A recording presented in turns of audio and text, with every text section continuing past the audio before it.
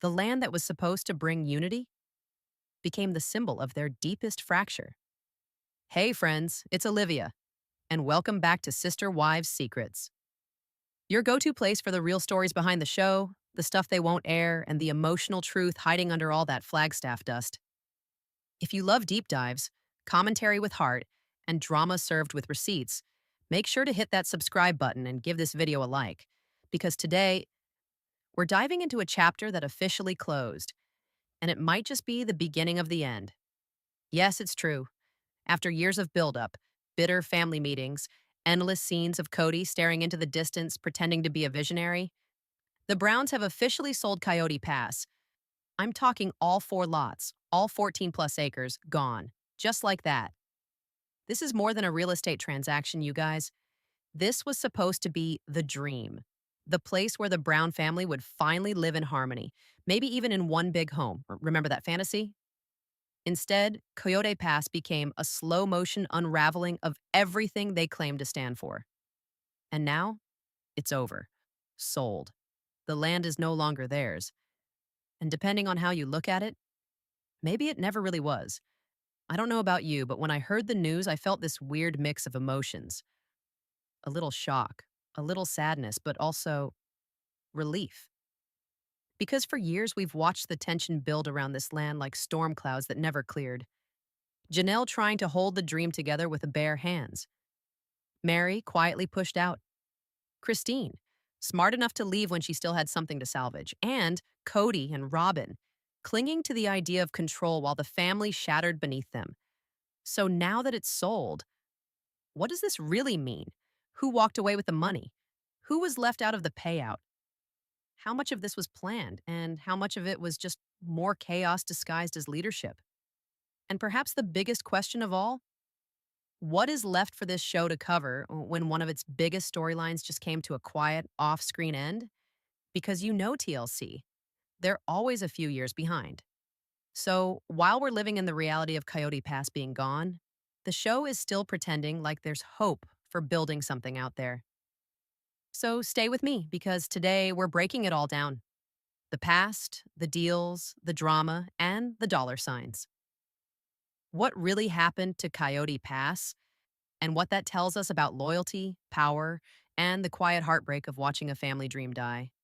Lot by lot, let's get into it. To really understand why the sale of Coyote Pass hit so hard, we have to go back, all the way back to 2018, because that's when the dream was born. Or sold, depending on how you look at it. That year, in what can only be described as a whirlwind decision, Cody suddenly announced that the entire Brown family was packing up and leaving Las Vegas. 4 homes, 4 lives, 4 entire households, gone. Just like that. And where were they headed? Flagstaff, Arizona. A snowy, woodsy college town that none of them seemed particularly familiar with, but Cody painted it like the promised land. He made it sound like the fresh start they all needed. Cooler weather, more privacy, open skies, fresh air, and a huge plot of land where they could finally build the forever homes they'd always talked about. But from the very beginning, something felt off. The move wasn't a mutual decision. It wasn't the result of group prayer or deep family discussion like they'd always claimed to value. It was Cody and Robyn, front and center, steamrolling the entire process. Janelle had just started to settle in Vegas. Meri had finally found some independence. Christine? She was hesitant, unsure, visibly uncomfortable. But in true Sister Wives fashion, they went along with it. Because that's what they were conditioned to do. Follow Cody's vision, even when it made no sense. They ended up pouring nearly $820,000 into a massive piece of raw land. 4 lots, no roads, no utilities, no real plan. Just vibes. And a dream that Cody insisted was for the family. And here's where things start to twist. Because that money, it didn't come from Cody. Not really. It came from the family. From the communal bank account that all 5 adults, yes, even Christine, had contributed to over the years. Every TLC check, every LuLaRoe live sale, every real estate commission, every penny went into one pot. A pot that Cody had no problem dipping into when he needed it, but somehow forgot about when it was time to divide things fairly. While Robin and Cody were buying Flagstaff homes and decorating like they were already settled royalty, the rest of the family was left scrambling. Janelle lived in a tiny rental. Meri was disconnected. Christine was isolated and miserable. There was no construction, no blueprints, just land, sitting, waiting, and slowly becoming the heaviest weight this family had ever carried. Coyote Pass wasn't a dream. It became a symbol of everything that was broken: false promises, unequal effort, and financial decisions that left the original three wives stuck, emotionally and economically, in a fantasy that never materialized. Cody claimed it was about unity, but all it really did was divide them. And as we now know, that land never saw a single foundation laid. Not for a home, not for peace, not for healing. Let's talk about the women who built the dream, even though they were never really invited to live in it. Because while Cody stood on Coyote Pass pointing at invisible house outlines in the dirt, it was Meri, Janelle, and Christine who were silently footing the bill, financially, emotionally, spiritually. They gave their money, their trust, and, most painfully, their belief that this move would bring something better. And what did they get in return? Unequal treatment, broken promises, and a seat on the sidelines of their own futures. Now, this is where the cracks become hard to ignore. Cody loved to talk about how each wife had different needs, how the land would be divided based on family size, but the math never added up. Meri, who contributed equally to the down payment like everyone else, was only ever allotted 15.5% of the land. That's 2.24 acres out of over 14. Her crime? Having only one child. That's it. That's the logic Cody used to justify pushing her aside. But if you judged land ownership based on who actually shows up for the family, Meri deserved a kingdom. Let's be real. Meri might have been emotionally sidelined for years, but she's maintained deeper relationships with Cody's kids than Cody himself. And Janelle? She's the one who was still out there in a fifth-wheel trailer, camping on that freezing land, trying to make Cody's vision come to life. She held on to the hope longer than anyone, clinging to the idea that this was still her future. She wanted her piece of that land not just to live on, but because she believed her hard work had earned it. And Christine. Oh, Christine. She was the first one who saw it clearly, that this wasn't unity. It was control. A dream meant to corral them into one space where Cody could oversee everyone and play king of a castle that only existed in his head. So she walked away, and people questioned her for it. But now, watching this all unfold, she looks like the smartest person in the room.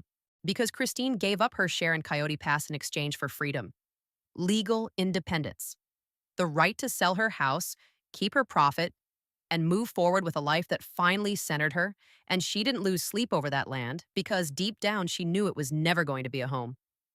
Meanwhile, Meri and Janelle were left holding the bag, financially committed to a pipe dream, while Robyn cozied up in her Flagstaff home, acting like her family had been personally victimized by everyone else's boundary setting.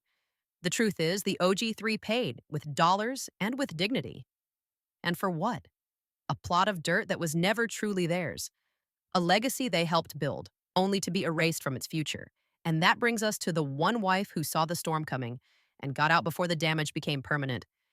If there's one person who managed to break free from the chaos, with her head held high and her heart mostly intact, it's Christine.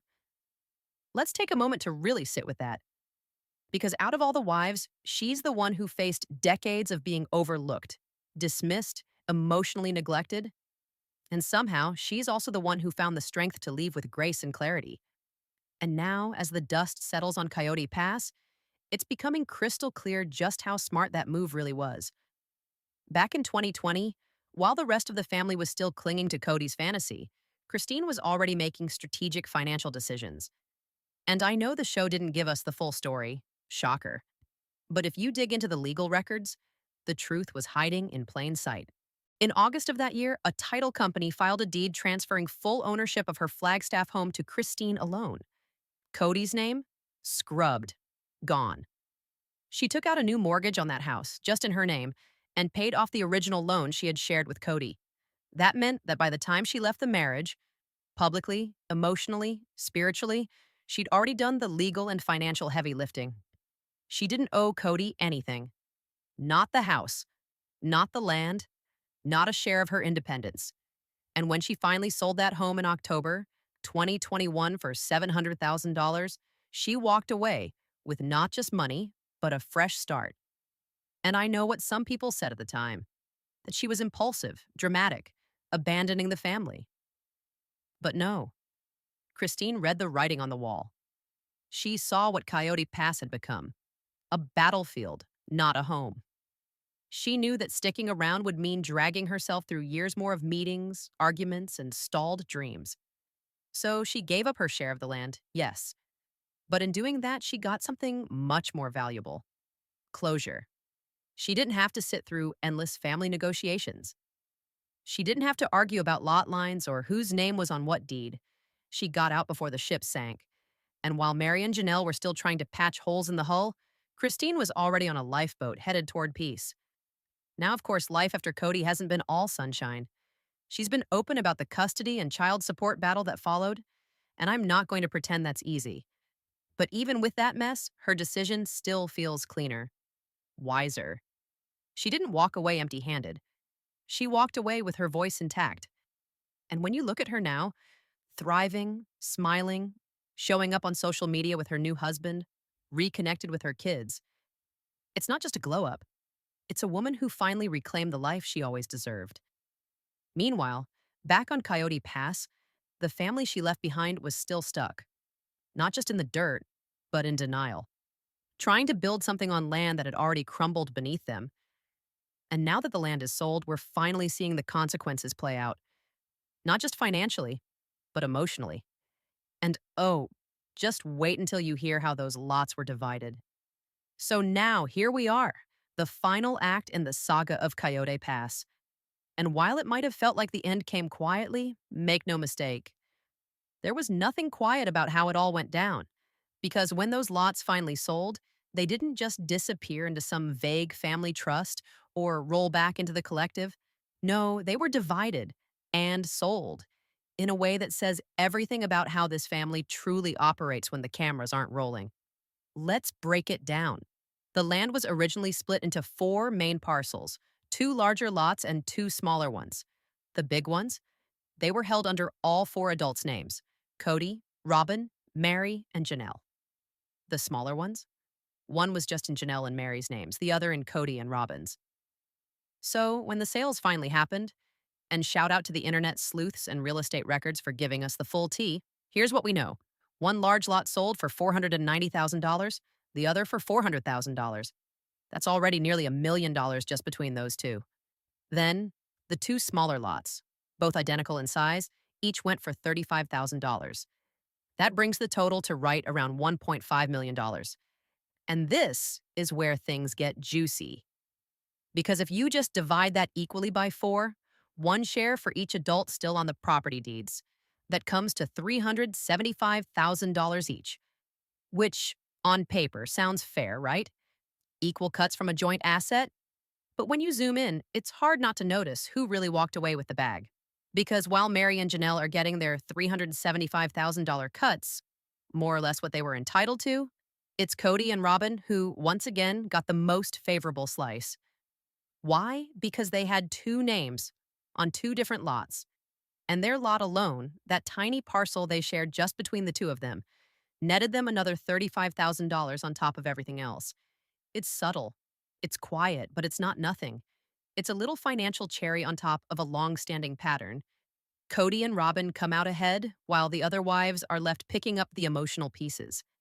And honestly, for Meri and Janelle, this payout might feel more like hush money than healing. Because let's not forget, this wasn't just real estate. This was supposed to be their legacy, the place their grandchildren would grow up, the land they were all supposed to build on. And in the end, they're walking away with a check and a whole lot of grief. And here's the part that stings the most. While Christine gave up her share years ago and walked away with around $306,000 from the sale of her Flagstaff home, completely independent, no strings attached, Meri and Janelle stuck it out, paid off the land, and then watched it get divided up and sold out from under the dream they sacrificed everything to support. Robin and Cody, They didn't just benefit from the land, they benefited from the silence, from the years the others spent waiting, hoping, believing the family might still become whole. But now the truth is in the numbers. And in this final transaction, the power dynamics we've all seen playing out for years were carved into concrete, or in this case, dirt. Robin and Cody got their windfall. Meri and Janelle got closure, maybe. And Christine? She got out in time. But with the land gone, with the dream officially dead, there's only one question left. What even is Sister Wives now? Now that Coyote Pass is sold, the land is gone, and the checks have cleared, we're left with something bigger than a financial transaction.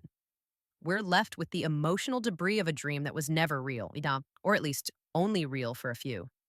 And this is the part that hits hard, because this wasn't just a storyline. It wasn't just a piece of reality TV drama we tuned into every Sunday. This land was sold to us, the viewers, as hope. Remember that? When they stood in the middle of those pine trees, arms around each other, talking about legacy, family, the vision of 4 homes and one big porch where everyone could gather, we wanted to believe it. We wanted that for them. But here's the truth. What was supposed to unite the Browns became the thing that exposed every fault line, every crack in the foundation, every secret resentment, and every unspoken truth. And with the land officially sold, that illusion is gone. So where does that leave the show? Let's be real. Sister Wives was never just about polygamy. Not really. It was about the people inside the lifestyle, the sacrifices, the silent heartbreak, the moments when women gave up pieces of themselves to keep the peace. And now, that family no longer exists. Christine's remarried and thriving. Janelle's finally focusing on her life. Meri is rebuilding herself brick by brick, quietly but fiercely. And Cody and Robyn are off in their own little monarchy, ruling over a kingdom with no citizens left. The show is almost 2 years behind real life. So while we're watching Meri carry checks and Janelle hold on to hope, the truth is, all of that is already over. Coyote Pass is no longer in their name. And when the show finally does catch up to this sale, what will be left to tell? We've seen the rise. Now we're deep in the fall. And honestly, it's hard to see how they recover from this because what was once a show about plural marriage is now a show about plural trauma, about the cost of staying too long, about how hard it is to build something real when only a few people are doing the heavy lifting. But maybe, just maybe, this is the reset the show needs. Not to keep pretending the family is whole, but to finally tell the truth, to stop selling us on fake unity and start showing us what healing looks like after decades of suppression. Imagine a season where we actually get to follow Meri starting fresh, Janelle setting boundaries, Christine expanding her joy. That's the show I want to watch. That's the real story. Because what we've seen for years is a family breaking down. And now we might finally have a chance to watch them rebuild. As individuals, not just as wives. Still, one thing is painfully clear. Coyote Pass was never about the land. It was about control, about keeping the wives physically close while emotionally keeping them in line. And now that it's gone, so is the last thread holding together the illusion of the big Brown family dream. The question now isn't, will they build on the land? It's, can they rebuild themselves after everything they gave up for it? Coming up in our final act, what this moment means for each wife and how the fans, you guys, have played a role in pushing this narrative forward.